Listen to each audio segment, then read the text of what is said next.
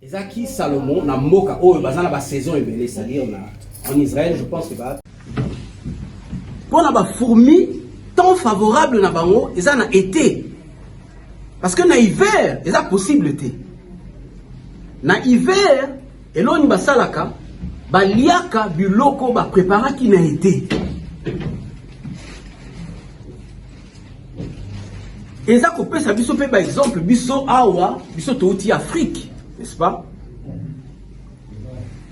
Tant que la makasi, tout le monde a, tous les Africains d'ailleurs, car abisoté va congolais, na poto toye, ozo sala musala mongo, ole kozo sakana nango, au moins surtout ba na mona na France par exemple ba sénégalais, au moins la bazo fan na bango nyoso na moi ndakumwa muke.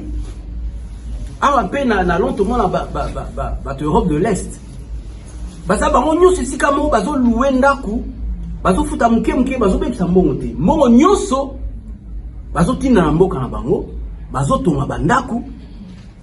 Awa bozo moneka bo na mboka na bango, aza mukonzi.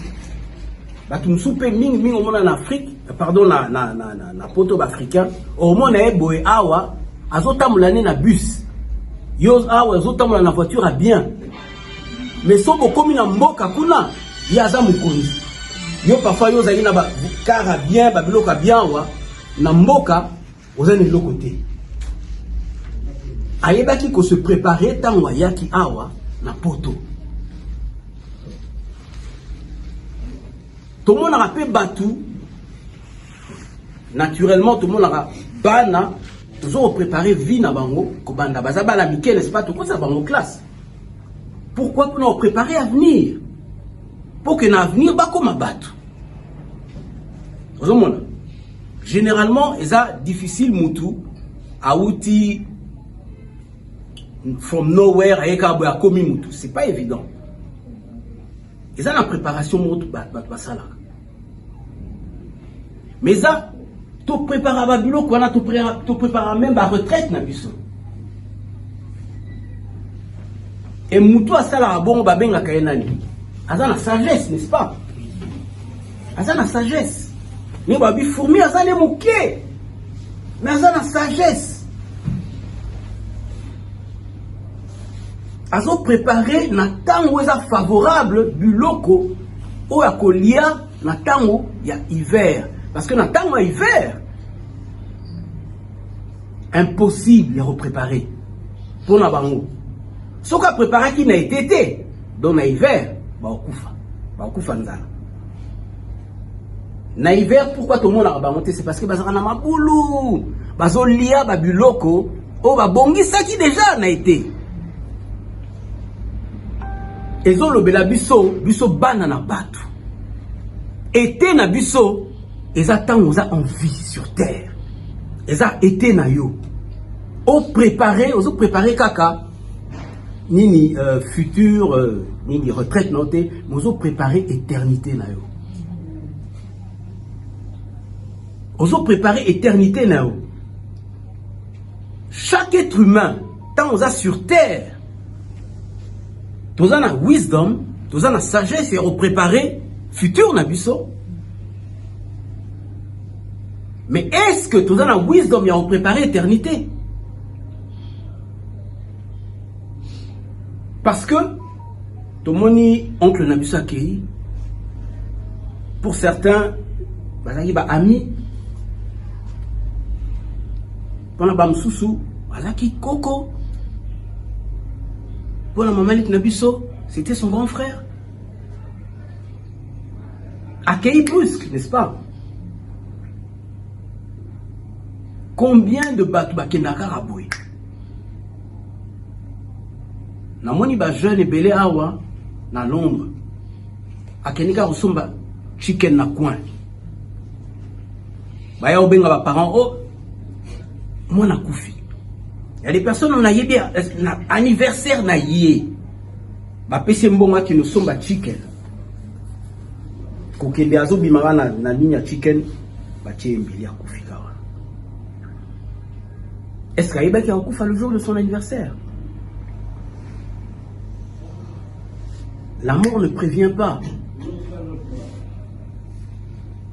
Maintenant, été nabiso, ezali temps favorable. C'est ça. Passage de fourmi, mais ça nous parle à nous les hommes. Été, c'est le temps favorable. C'est vrai, hein? Ton église en fait, c'est pas une religion. C'est pas seulement aller à l'église et tout, mais kobongisa vie na yo na nzambe. Parce qu'un jour okokende, un jour na kokende, ndeko okende wapi? Parce que temps favorable au nzambe apesi biso nyoso yango. Raison toya la mokili en réalité, c'est pas seulement, il est vrai tout ça na bilo que belé ya ça la mokili, c'est vrai. On a un futur, on a banini o bongisa, mais ata o bongisi futur ango ndenge nini. On a bandaku, on a éternité. Raison mutu na mtoya na mokili oyo, c'est pour préparer ton éternité. Que tu sois riche, que tu sois pauvre, peu importe. Que tu sois queen, soit aye baraté, aye qui au préparer éternité. Peu importe la sociale aux actes nango, oye ko préparer éternité. Et occuper tes jours au kende. Dans la histoire de la Bible, Jésus-Christ a lobby sur le mauvais riche, le mauvais riche, na Lazare. Lazare kutazaki ne mobola. Azako lukabilo kwa olia, azolia kutuna bamboa. Riche wana azako leka, azako l'église azo mépriser. Ça c'est selon ce que les Écritures. Et bah le Bible. Tango Lazare a koufi, ba ange ba ekozoye, ba menye na paradis. Mais riche, a tchaki espoir na ye, a tchaki confiance na ye na bozui na ye. Tango a koufi, nenge Bible lobi, la zui ye ateko kende na séjour des morts. Donc en enfer, c'est un lieu qui est réel. Et chacun d'entre nous a aucune soit quoi a qui n'a raté Karaboué, oh non, on a souvent la télé, ah, puis c'est sur aucune eh, ça va pas monter. On ne choisit pas de quelle famille on vote. Mais on peut choisir royaume nini au petit calax, c'est-à-dire on peut passer éternité na. On a faux pona. Nzambe akupone la yote. Apesi yo na ngai otobengaka free will. Nzambe alingi yo, Nzambe alinginga, alingi biso nyonso. Mais apesi yo na ngai nzela topona biso moko. Mais alakisi biso choisis, je te présente la vie et la mort. Choisis la vie. Et si ka matanga ezako rappeler biso sikoyo que biso pe un jour to okende. To lingara ba fête. Et ça m'a bête, mais fête et bossa ni sala biso qu'un jour to okende. Mais si ka matanga et ko rappeler biso qu'un jour pe nenge ya lali ngapi na kolala pe bongo. Yene la kende ki le témoignage que j'ai, c'est pas parce que c'est mon oncle, mais le témoignage que j'ai de lui, déjà, je crois qu'il est au paradis. Mais Yonanga, est-ce que tu recommandes? Ça, c'est la question. Tout ce que Wana. Que Dieu nous fasse grâce de comprendre et le Kwana. Chacun de nous doit se préparer pour son éternité. C'est le souci du Seigneur. L'enfer n'a pas été créé pour nous. L'enfer a été créé pour le diable et ses anges. Mais biso banana batu, toujours qu'il y a un jugement au kutu, et ça la marapo na bisoté. Tant que mutu alandaranza mbete, en fait, c'est quoi le vrai problème? Toza na rébellion. Parce que c'est le diable qui est le premier rebelle. Et biso pe no quoi toujours landanza mbete, toujours landaye. Consciemment ou inconsciemment. C'est ce qui se passe en réalité.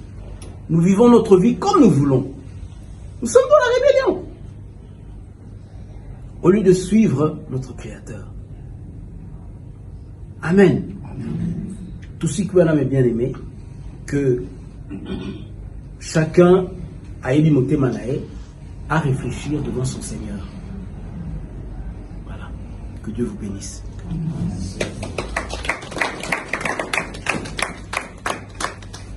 Je passe le programme au bien aimé.